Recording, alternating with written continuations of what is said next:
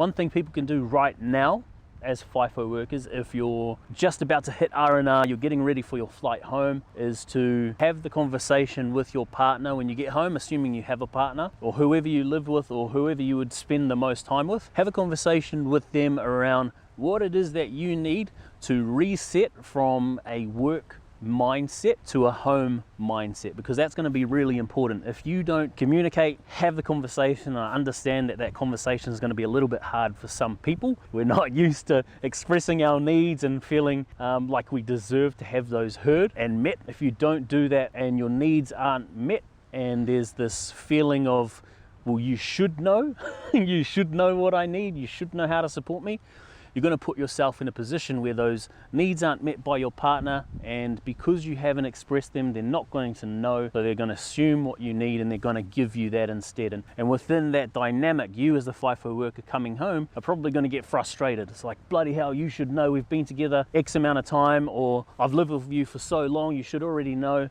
No, none of that. Like, we have to take, as FIFO workers, responsibility for ourselves, for the way that we communicate and for how we show up within relationships. And having that clear, concise communication where you express your needs, allow the other person to express theirs, and then you work together to find compromises, to find a space where you can meet those needs together. That's where we have certainty, and the brain craves certainty, because certainty means that we know what's happening in the future, so we don't have to try and problem solve, we don't have to worry about, overthink what's going to happen in terms of threat or potentially being unsafe or undervalued. And so within that certainty, man, we can be ourselves, we can stop worrying, we can stop holding on to frustration, and frustration ultimately turns to resentment, right? And that turns into blow-ups and all the rest of it. So the one thing that you can do as a FIFO worker is have the conversation, let your partner know what they need.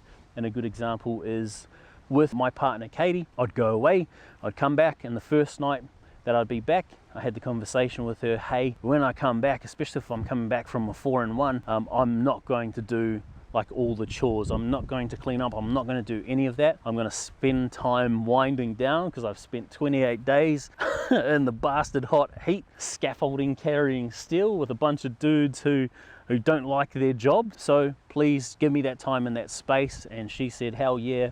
And that's just something to help me transition, so that when I was home, I can be in that home mindset and create on the end of it, on the other side of it, safety for her, so that she knows how to show up for me when I'm home. And we had this just beautiful relationship, and our relationships just compounded since then.